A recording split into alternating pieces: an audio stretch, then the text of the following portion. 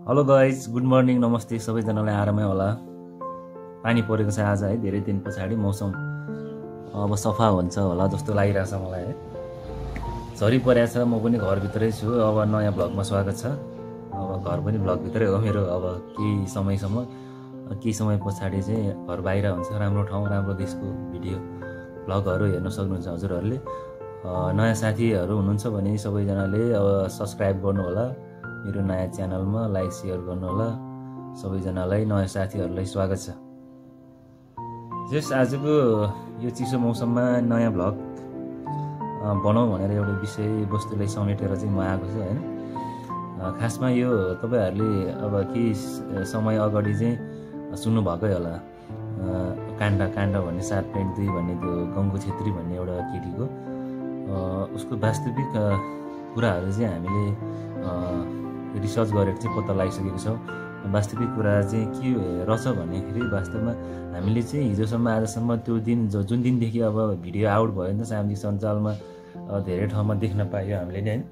अब खासमा के रहेछ भनेर रिसर्च गऱ्यौँ। अब त्यो केटा पछिको गल्ती रहेछ कि केटी पछिको गल्ती रहेछ भनेर। अब खासमा त हामीले चाहिँ त्यो केटी मान्छेको भिडियो चाहिँ यसरी आउट गर्नु हुँदैन, त्यो केटालाई चाहिँ कारवाही गर्नुपर्छ भनेर चाहिँ हामी चाहिँ त्यो छोरी मान्छे त्यो केटीको चाहिँ पक्षमा थिए। हामीले सहयोग गर्छौँ तिमीलाई के मुद्दा अब जे लडे पनि होइन, अब कानुनी उपचार गर्नु पऱ्यो भने हामी सहयोग गर्छौँ। छोरी मान्छे चरित्र हत्या यसरी गर्नु हुँदैन, यस्तो भयो त्यो केटालाई चाहिँ जसरी भयो नि पक्रिनुपर्छ र कानुनी दायरामा ल्याउनुपर्छ अनि कारवाही गर्नुपर्छ भनेर चाहिँ हामीले सबैले चाहिँ सामाजिक सञ्जालमा सबैले चाहिँ आवाज उठाएको थियौँ।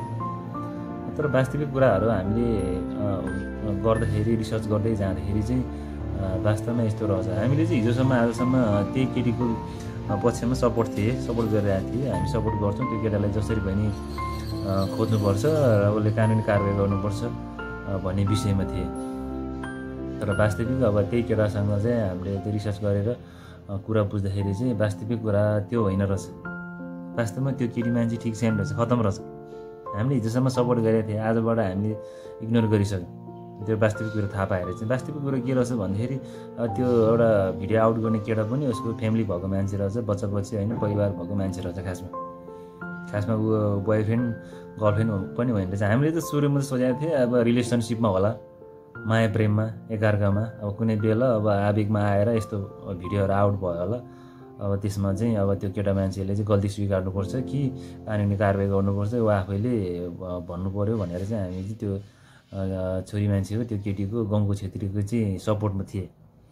तर माया प्रेममा होला भनेको खासमा होइन रहेछ। ऊ टिकटकर हो, टिकटक लाइभमा बस्ने रहेछ, धेरै केटाहरूलाई क्वाइन माग्दो रहेछ, गिफ्ट माग्दो रहेछ।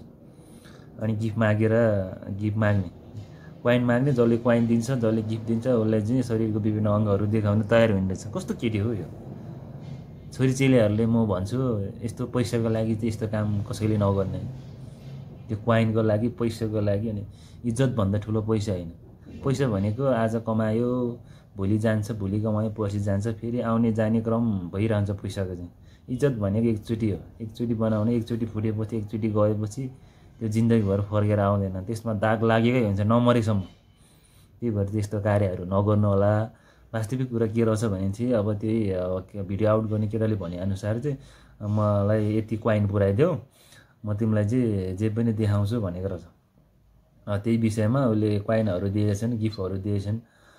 गिफ्टहरू दिइसकेपछि चाहिँ अरे चाहिँ व्हाट्सएपको भिडियो कलमा चाहिँ यस्तो भएको हो, अनि मैले स्क्रिन रेकर्ड गरेको भन्ने कुरो भयो। अनि के भयो त? हामीले चाहिँ त्यस्तो भन्यो। अब त्यो केटीले त्यस्तो आउट त्यो केटीको भिडियो त्यस्तो आउट हुने बित्तिकै हामीले चाहिँ के भन्यो भने हो यसले त अन्याय भयो, न्याय दिनुपर्छ भन्ने कुरा गरेको थियो। अनि फेरि हिजो उसको पनि भिडियो एउटा पब्लिक भएको थियो, मेरो भुल्दा नि हल्लिँदैन, मलाई यस्तो कुराले यस्तो केही पनि हुँदैन भन्ने कुरो रहेछ। अनि यस्तो विचार गर्यो खासमा यो केटी ठिक छैन भन्ने। अब फेरि वास्तविक कुरा हामीले पत्ता लगाइसकेपछि लास्ट टाइममा यो केटी थर्ड क्लासको रहेछ। त्यही भएर दिदी बहिनी हो, यस्तो काम कसैले नगर्नु होला। दाजुभाइ हामी केटा साथीहरूले यस्तो काम कहिले नगर्नु होला र क्वाइनको लागि जे पनि गर्ने, जे पनि दिने काम नगर्नु होला। यो राम्रो होइन। क्वाइनको लागि मात्र होस्, अब गर्लफ्रेन्ड बोयफ्रेन्ड अहिलेको जमानामा यो डिजिटल दुनियाँमा यस्तो कुराहरू धेरै हुन्छन्। तर यो आफ्नो गर्लफ्रेन्ड बोयफ्रेन्ड बुढाबुढी बिचमा पनि यस्तो भिडियो बनाउने, यो देखाऊ त्यो देखाऊ भन्ने कुराहरू नगर्नु होला। अहिलेको वास्तविक के भनौँ न, यो समयमा त एकअर्का भनौँ न बिहे गरेपछि बुढाबुढी पनि कसको चाहिँ साथमा हुँदैन सँगै पनि अहिले भनौँ न केही समयको लागि बिहे गरेपछि अब कोही विदेश बुढाहरू प्रायः श्रीमानहरू सबै विदेशमै हुन्छन् होइन त्यही कारणले चाहिँ अब कुनैले अब भिडियो कल गर्छन् बुढाबुढीमा यो देखाऊ त्यो देखाऊ भन्छन् मैले देखिरहेको छु साथीभाइहरूको कसो के त्यस्तो कार्यहरू नगर्नु होला यो डिजिटल दुनियाँ हो यो ढुङ्गे युग होइन यो भनेको हाम्रो टेक्निकलको दुनियाँ हो यसमा जे पनि हुनसक्छ टेक्नोलोजीको दुनियाँ हो त्यही भएर चाहिँ एकदम सचेत भएर सजग भएर काम गर्नु होला यस्तो भिडियो यस्तो अनैतिक कार्यहरू नगर्नु होला भन्न चाहन्छु सबैजनालाई अब के हो यस्तै हो वास्तविक कुरा बुझ्नुभयो होला होइन है अब यस्तो कामहरू कोही कसैले नगर्नु होला भन्न चाहन्छु म चाहिँ विशेष आजको ब्लग यति नै वास्तविक कुराहरू सेयर गरेको छु मैले लाइक कमेन्ट गर्नु होला नयाँ साथीहरूले सब्सक्राइब गर्नु होला जाडो छ आज एकदम तातो भएर बस्नु होला सबै साथीहरूलाई मेरो शुभकामना नयाँ दिन सबैको शुभ दिन शुभ रहोस् जय नेपाल।